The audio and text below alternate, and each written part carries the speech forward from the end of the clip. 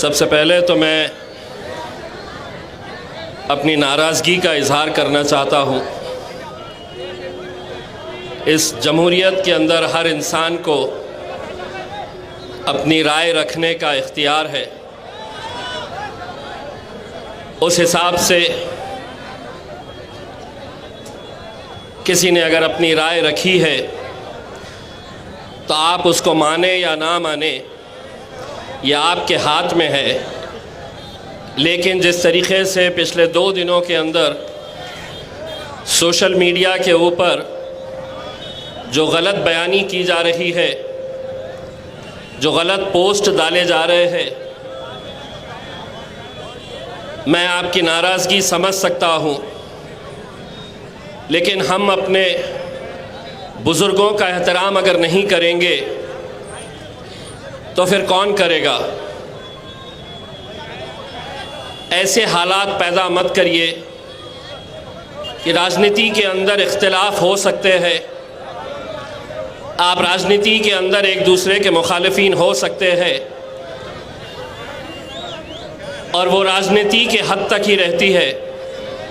लेकिन कल अगर हमारा आमना सामना हुआ तो इस हद तक ना चले जाए कि हम आँख में आँख डालें तो सामने वाले की नज़र शर्म से झुक जाए।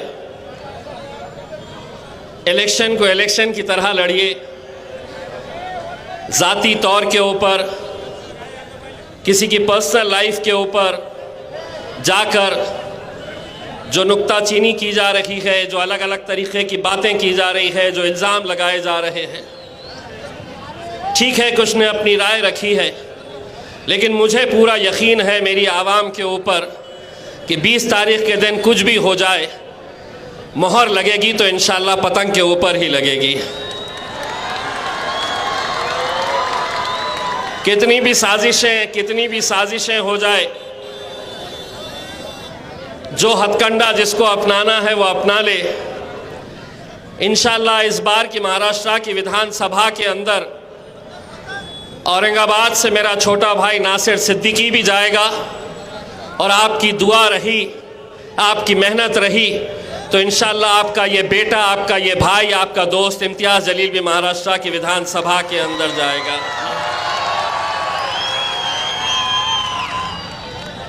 मैं आज कुछ बातें आप लोगों के बीच में रखना चाहता हूँ। लोग सियासत में अपने अपने तौर के ऊपर आते हैं, अपना कोई मकसद होता है, कोई वजह होती है। मैंने मेरे 24 साल के पत्रकारिता के करियर को छोड़कर जब मैं आया था तो उस वक्त सिर्फ एक ही मंशा थी, एक ही इरादा था। और मुझे आज भी असद साहब का वह जुमला याद है कि जब पहली मर्तबा मैंने असद साहब को ये कहा था कि असद भाई मैं इलेक्शन लड़ना चाह रहा हूँ औरंगाबाद से, तो असद भाई बड़े हैरान हो गए थे कि इतना अच्छा करियर, लाखों रुपए की सैलरी, कंपनी की तरफ से गाड़ी, हर चीज़ अल्हम्दुलिल्लाह। लोग ये है कि सियासत में आते हैं तो कोई शोहरत कमाना चाहता है, कोई दौलत कमाना चाहता है। अल्हम्दुलिल्लाह मेरे पास अल्लाह का दिया सब कुछ था, लेकिन मैंने ये जब फ़ैसला लिया तो मैंने उन 24 सालों के अंदर ये महसूस किया था कि क्या वजह है कि मेरी आवाम, हमारे कौम की तादाद इतनी बड़ी है, लेकिन क्या वजह है कि हमारी नुमाइंदगी नहीं है। हम पूरे महाराष्ट्र के अंदर ऐसा कोई लीडर नहीं तैयार कर सके हमारे अपने बीच का, जो आपके लिए खड़े रह सके, जो आपके लिए आवाज़ लगा सके, जो आपके बुरे वक्त में आपके साथ कंधे से कंधा लगाकर खड़े रह सके।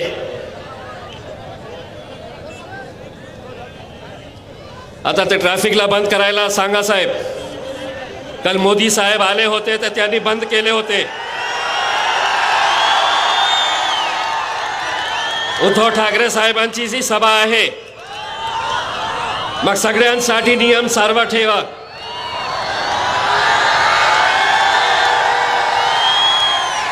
इलेक्शन कमीशन का जब कानून आता है तो उसमें जो कानून नरेंद्र मोदी और उद्धव ठाकरे के लिए है वही कानून इम्तियाज जलील के लिए भी है।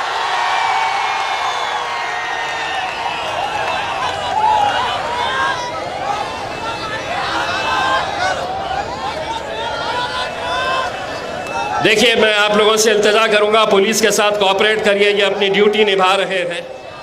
मैं पुलिस वालों का भी शुक्रिया अदा करता हूं। साहब, आप लोग भी हमारे लिए मेहनत करते हैं। मैं सिर्फ आपको इतना याद दिला रहा हूं कि कानून उनके लिए अलग हो नहीं सकता और कानून मेरे लिए अलग नहीं हो सकता है।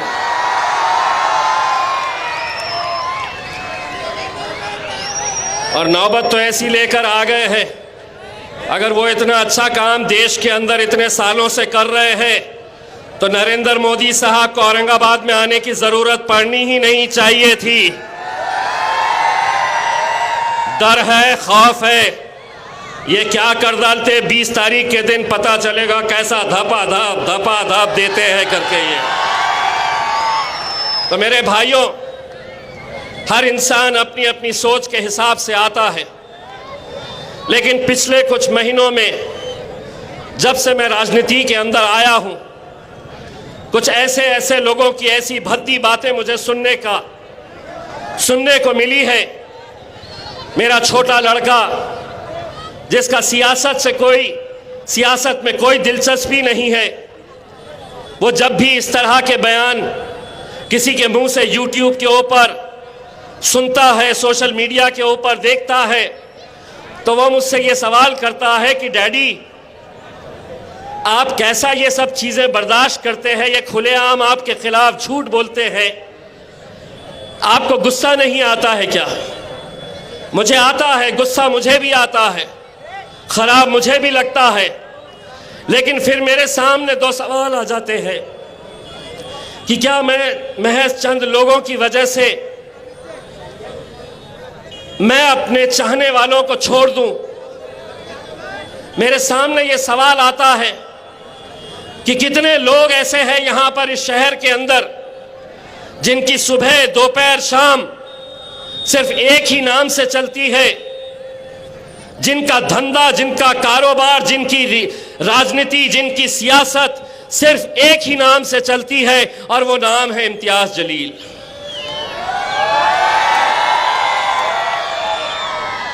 इनके धंधे, इनकी दुकानें, इनकी हर चीज खत्म हो जाएगी।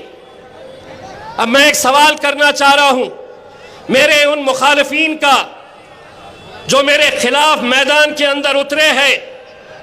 मैं तो अल्हम्दुलिल्लाह जो भी फैसला आए, मैं भारतीय जनता पार्टी के खिलाफ लड़ रहा हूं और जिंदगी भर लड़ता रहूंगा अल्हम्दुलिल्लाह। लेकिन तुम अपनी जब महफिलें सजाते हैं, तुम अपने जब जलसे इसी रास्ते के ऊपर जब तुम सजाते हैं, तो क्या कभी तुम भारतीय जनता पार्टी, शिवसेना का जिक्र करते हैं? तुम्हारी तकरीर की शुरुआत होती है इम्तियाज जलील के नाम से और खत्म होती है इम्तियाज जलील के नाम से। यानी कि मतलब यह है कि तुम स्टेज पर तो खड़े हैं एक शख्स बोलकर, लेकिन तुम्हारे मुंह में जो जबान चल रही है वो अतुल सावे की और भारतीय जनता पार्टी की जबान बोल रहे हो तुम। उनमें हिम्मत नहीं है, वरना खुली चुनौती है। जिस प्लेटफॉर्म के ऊपर अतुल सावे, जगह तुम्हारी, दिन तुम्हारा, वक्त तुम्हारा, तुम तय करो और आओ हम बहस करते हैं सियासी तौर के ऊपर कि तुमने इस इलेक्शन के अंदर क्या मुसलमानों को पैसा देकर तुमने खड़ा नहीं किया है। एक बात मैं कहना चाहता हूं, मैंने आज तक उनका नाम नहीं लिया, लेकिन आज मजबूरन मुझे यह कहना पड़ रहा है, डॉक्टर साहब, आप हमारे पार्टी के सीनियर लीडर थे, आप आज जिस पैसे का दंगा नाच कर रहे हैं, आप हो सकता है उस पैसे से कुछ वोट खरीद सके, लेकिन यह आवाम की मोहब्बत बिकने वाली नहीं है। यह आवाम को आप पैसों से खरीद नहीं सकते हैं। मैं आज ये जरूरी समझता हूं, आज मैंने उनका एक इंटरव्यू देखा जहां पर उनकी इतनी जुर्रत कि वो मेरे कायद बैरिस्टर असदुद्दीन अवैसी साहब के बारे में किस तरह के लहजे का इस्तेमाल कर रहे। यकीन मानिए, हम हर चीज बर्दाश्त कर सकते हैं, लेकिन असदुद्दीन अवैसी हमारे बड़े भाई अगर हिंदुस्तान के अंदर सियासी बेदारी अगर पैदा करने का काम किए हैं, नौजवानों में सियासी शऊर जिन्होंने लेकर आए, उस शख्स के खिलाफ तुम इतने बड़े हो गए कि तुम उनके खिलाफ गाली का इस्तेमाल कर रहे, गलत लहजे का इस्तेमाल कर रहे। और किस लिए? मैंने 10 साल पार्टी के लिए काम किया।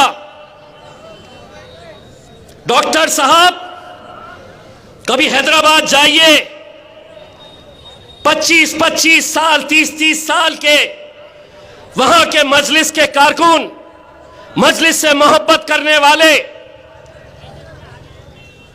कभी आज तक असद साहब के फैसलों के खिलाफ नहीं गए।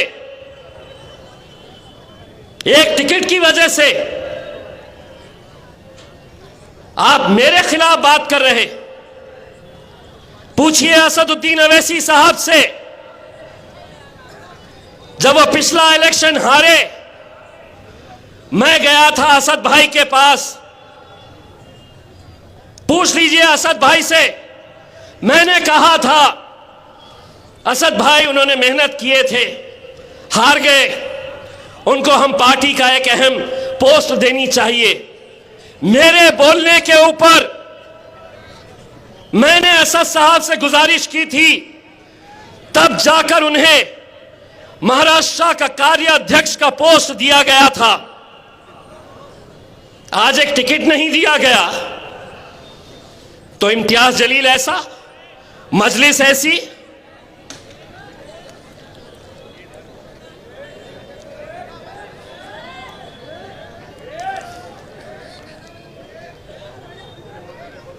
मजलिस ऐसी, असदुद्दीन अवैसी साहब ऐसे।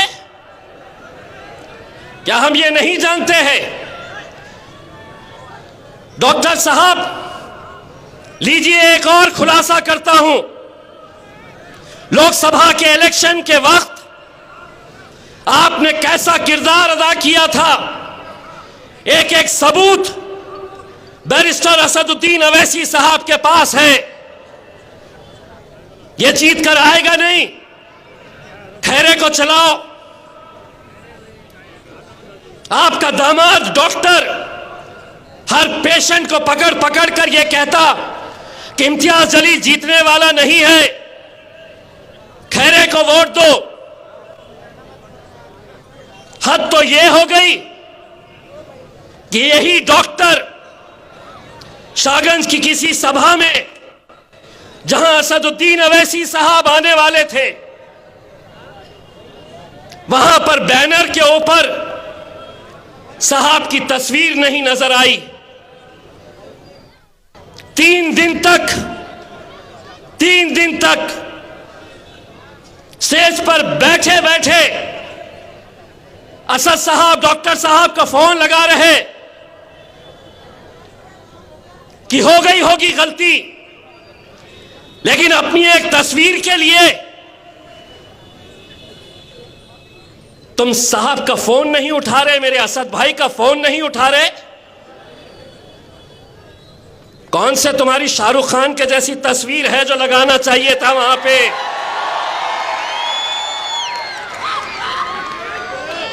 कौन सा तुम्हारा खूबसूरत थोबड़ा था कि वहां पे इतनी बड़ी तस्वीर लगाते? कई जगह पर कई ऐसे लोग हैं जो हमारे, लेकिन अगर इतनी बड़ी पोस्ट के ऊपर बैठा हुआ शख्स अपने खायद का फोन नहीं उठा रहा क्योंकि किसी ने उनके ऐसे पोस्टर के ऊपर उनका तस्वीर नहीं लगाई, तो सोचिए उसकी जहनियत कैसी होगी। यकीन मानिए डॉक्टर साहब जिस तालीमी इदारों को औरंगाबाद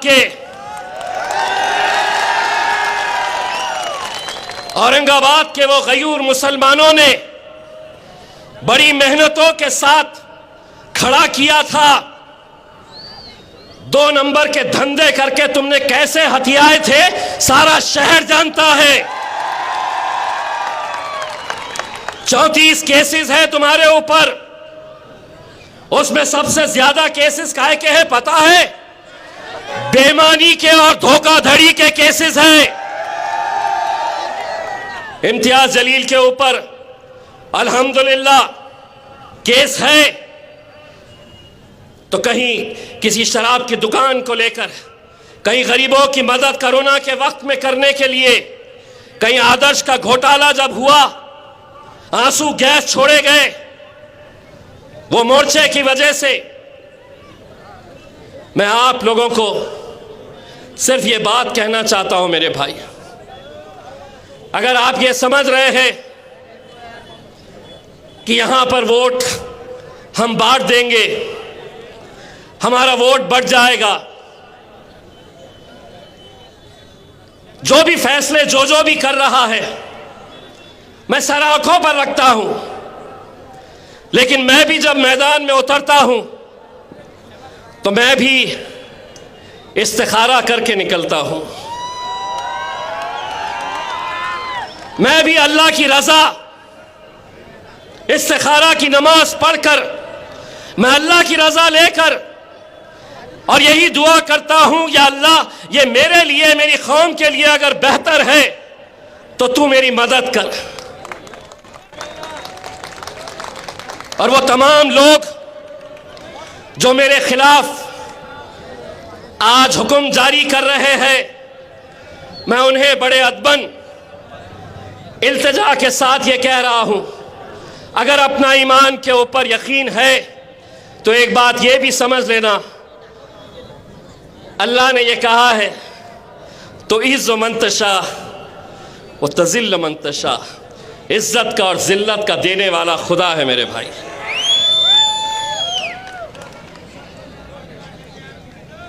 आज हमने यकीनन जब सभी लोगों को ये लगने लगा कि ईस्ट की सीट यहां से भारतीय जनता पार्टी निकाल सकती है, ये डॉक्टर ने इल्जाम लगाया कि इम्तियाज जलील ईस्ट से अतुल सावे को जिताने के लिए सबसे कमजोर उम्मीदवार देने वाला है। यह है सबसे कमजोर उम्मीदवार, मैं हूं सबसे कमजोर उम्मीदवार।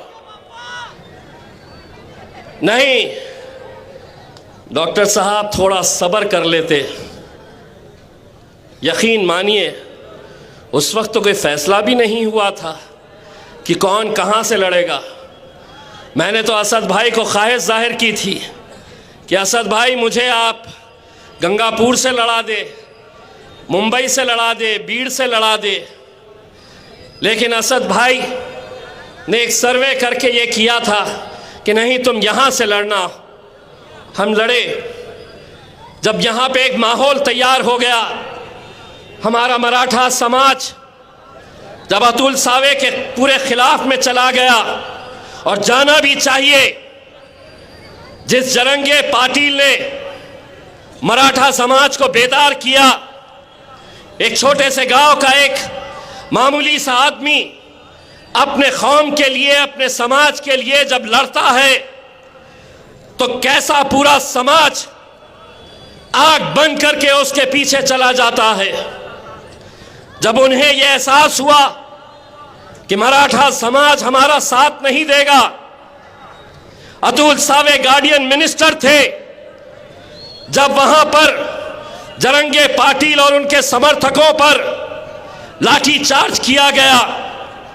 ये इम्तियाज जलील है, महाराष्ट्र के हिंदुस्तान की पार्लियामेंट के अंदर महाराष्ट्र के 48 मेंबर ऑफ पार्लियामेंट है, लेकिन उस पार्लियामेंट के अंदर किसी और ने नहीं, इम्तियाज जलील ने खड़े रहकर पूरे पार्लियामेंट के अंदर जरंगे पाटिल का नाम लेकर यह कहा था कि हमें सीखना चाहिए जरंगे पाटिल से, जिसने एक आदमी ने पूरे महाराष्ट्र की नाक में दम करके रखा है हुकूमत की।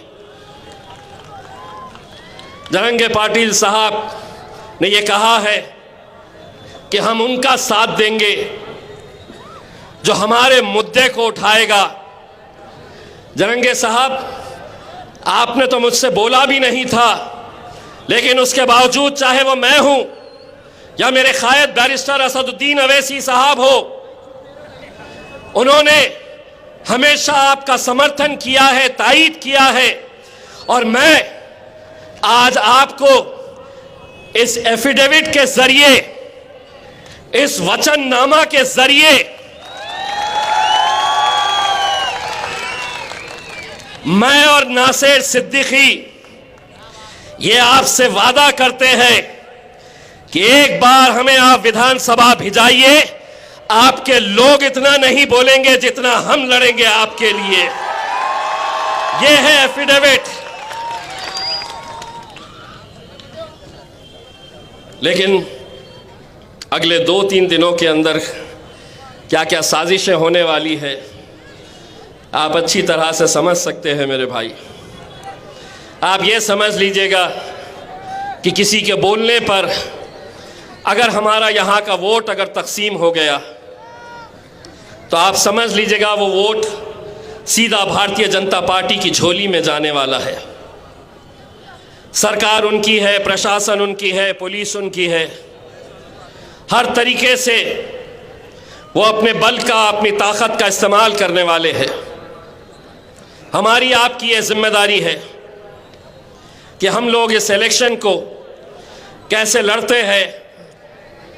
20 तारीख हमारे लिए बहुत मायने इसलिए रखता है, और ये सीट जो है, यकीन मानिए सारे हिंदुस्तान की नज़र इसलिए लगी हुई है कि सभी लोग जानते थे कि यहाँ पर मुझे हराने के लिए 28 मुस्लिम किए गए थे। 10 तो पीछे हो गए, 2-3 के फॉर्म्स रिजेक्ट हो गए, अब भी 15 है। कौन है ये जिनके 20-20 ऑटो रिक्शा दौड़ रहे हैं, जिनकी सभाओं में, जिनकी रैली के अंदर 300-300, 500-500 वाली महिलाएं भी वहां पर साथ में घूम रही है? कौन दे रहा है ये पैसा? कहां से आ रहा है ये पैसा? हम सबको ये सब मालूम है। लेकिन अगर हम बढ़ गए तो शायद 5 महीने पहले जो हमारी ख्वाहिश थी, जो हम बेसब्री से इंतजार कर रहे थे कि किराड़पुरे से जुलूस निकलेगा, यहां पर रंग खेले जाएंगे, यहां पे ढोल ताशे बजाए जाएंगे, अल्लाह ने हमें मौका नहीं दिया। लेकिन हम अल्लाह की मसलहत, अल्लाह की रजामंदी, जो भी फैसला है, मैं हमेशा ये बात कहता हूं, हमारा काम सिर्फ मेहनत करना है।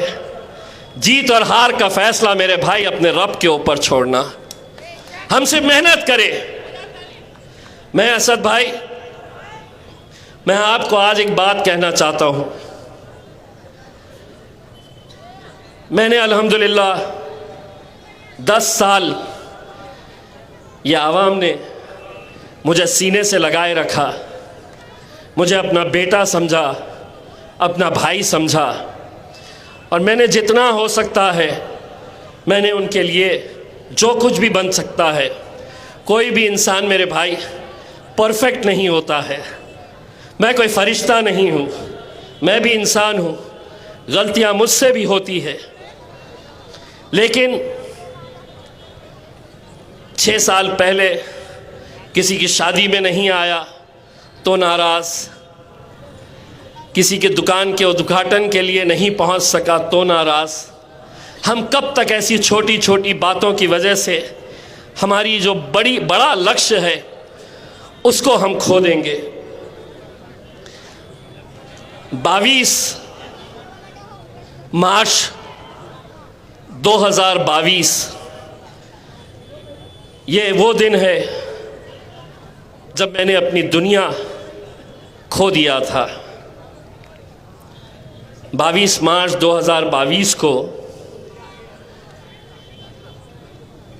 तकरीबन 20 दिन पहले रात के 10 बजे का वक्त मैं मेरी वालदा के साथ हंसी मजाक कर रहा था। ज़रा भी ऐसा लगा नहीं था कि आगे क्या होने वाला है।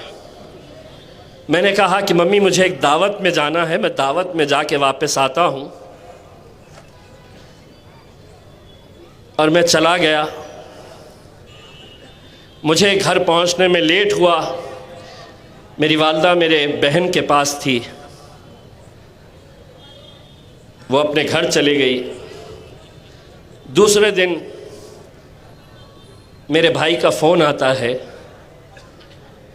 कि वालदा को ब्रेन स्ट्रोक हुआ है। वो 20 दिन अस्पताल में कैसे हमने निकाले। मुझे ऐसा लगता है कि मेरी वालदा वैसे ही नहीं मरी। कहीं ना कहीं वो हर रोज़ मेरी कमी महसूस करती थी। वो चाहती थी कि मैं ज़्यादा से ज़्यादा वक्त उसके साथ बैठूं, लेकिन मैं बैठ नहीं पाता था।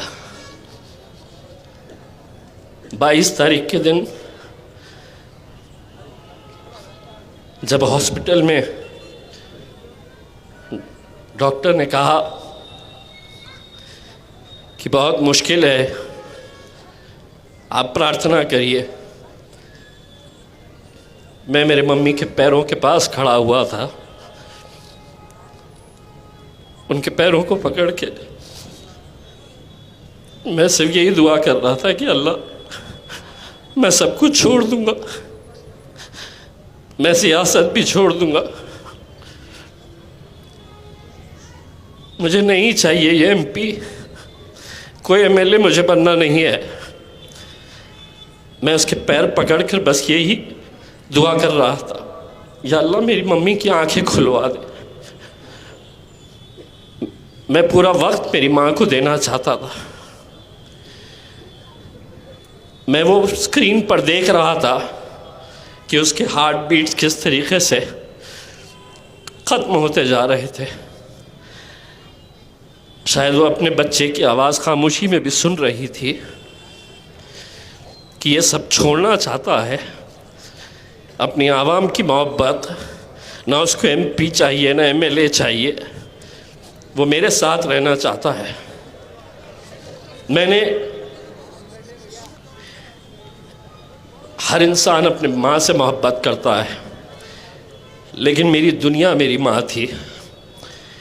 इन 10 सालों के अंदर मैं अगर लोगों के करीब गया तो मैं अपनी माँ को वक्त नहीं देता था जितना वो चाहती थी। रात में 1 बजता हो 2 बजता हो, वो बेड के सामने एक स्क्रीन लगा हुआ था सीसीटीवी का, वो इंतज़ार करती थी कि कब गाड़ी आएगी, कब उसका गुड्डू आएगा।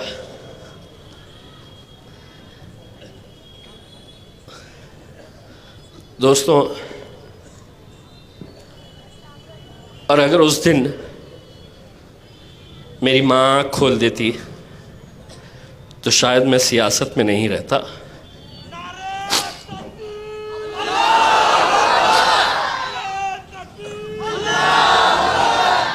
क्योंकि दुनिया में तुम हर चीज़ पा सकते हैं, दौलत, शोहरत, नाम, हर चीज़ तुम्हें मिल सकती है।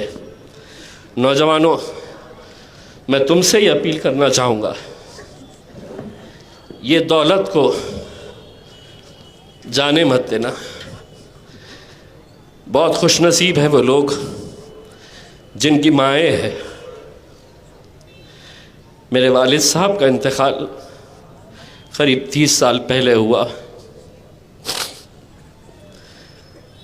तो मुझे बड़ा एक भाई की हैसियत से, नतीजा कुछ भी आए, एक बात यहाँ से ज़रूर लेकर जाना, मुझे वोट देना नहीं देना, मुझे इतना अफसोस नहीं होगा, लेकिन कभी किसी की माँ मिल जाए मुझे और वो मुझसे अगर ये कहे कि बेटा तुम्हारे बोलने की वजह से हमारा बेटा अब हमें मोहब्बत से देखता है, गले लगाता है, प्यार करता है, तो मैं समझूंगा इसमें मेरी जीत है मेरे भाइयों।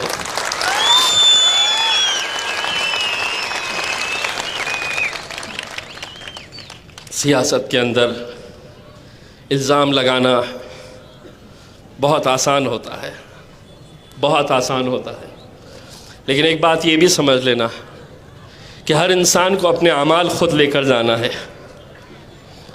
आपके अमाल आपके साथ जाएंगे, मेरे अमाल मेरे साथ जाएंगे। अगर कोई गुनाह हो रहा है मेरे से, तो ऐसा नहीं है उसकी सज़ा मैं आपको दिलवाऊं।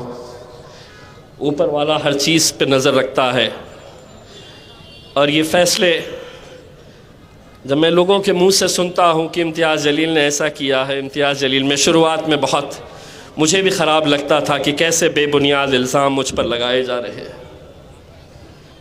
कैसा कहते हैं।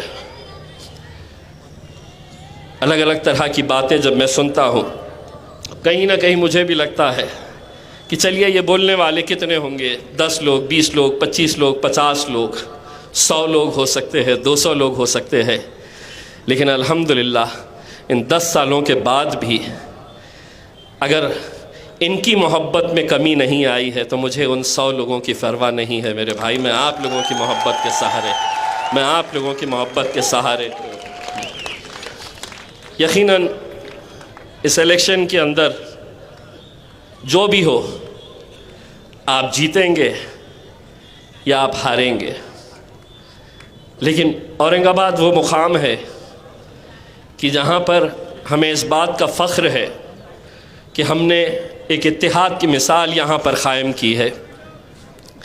यहाँ से हम MLA जीते, यहाँ से हम MP बनकर गए, पूरे हिंदुस्तान को दिखाए हमने कि हमारा इत्तेहाद क्या हो सकता है। किसी की नाराज़गी इम्तियाज़ जलील से अगर हो सकती है तो इम्तियाज़ जलील के ख़िलाफ़ आप फ़ैसला लें, लेकिन मेरे छोटे भाई नासिर सिद्दीकी का क्या कसूर है? नासिर सिद्दीकी के लिए क्यों नहीं आवाज़ उठाई गई? हम जीत रहे हैं मेरे भाई, इंशाअल्लाह नासिर सिद्दीकी औरंगाबाद से MLA बनकर ज़रूर जाएगा मेरे भाई, ज़रूर जाएगा। बस आप लोगों से इतनी इल्तिजा करना चाहूँगा कि 20 तारीख़ के दिन अगर हमारा वोटिंग परसेंटेज अगर 80% से कम है तो आप समझ लीजिएगा कि 23 तारीख़ तक इंतज़ार करने की ज़रूरत नहीं रहेगी। हमारा फ़ैसला 20 तारीख़ के दिन ही हो जाएगा, क्योंकि उन इलाक़ों के अंदर जिस तरीक़े की वोटिंग की तैयारियां की जा रही है, 5 महीने पहले लोकसभा का जब इलेक्शन हुआ तो 30%, 22%, 52%,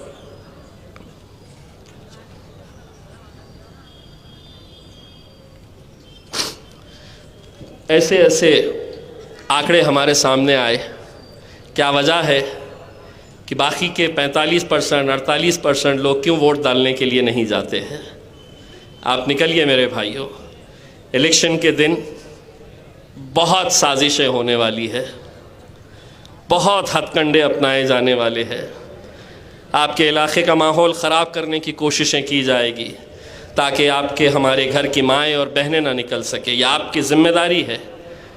और मैं तमाम उन माओं और बहनों से अपील करना चाहूँगा कि फ़जर की नमाज के बाद फ़ौरन आप आकर लाइन में खड़े हो जाए। 7 से 10 बजे के बीच में जितनी हमारी घर की माएँ और बहनें हैं उनको आप वोटिंग करवा दें और उसके बाद इंशाअल्लाह आप लोग भी लाइन के अंदर खड़े रहे। बस जाते जाते फिर से एक बात कहना चाहूँगा, मेरा यकीन बहुत है इस बात के ऊपर, तो इज़्ज़ु मंतशा तज़िल्लु मंतशा, इज़्ज़त का और ज़िल्लत का देने वाला खुदा है मेरे भाइयों। बहुत बहुत शुक्रिया, जज़ाकल्लाह।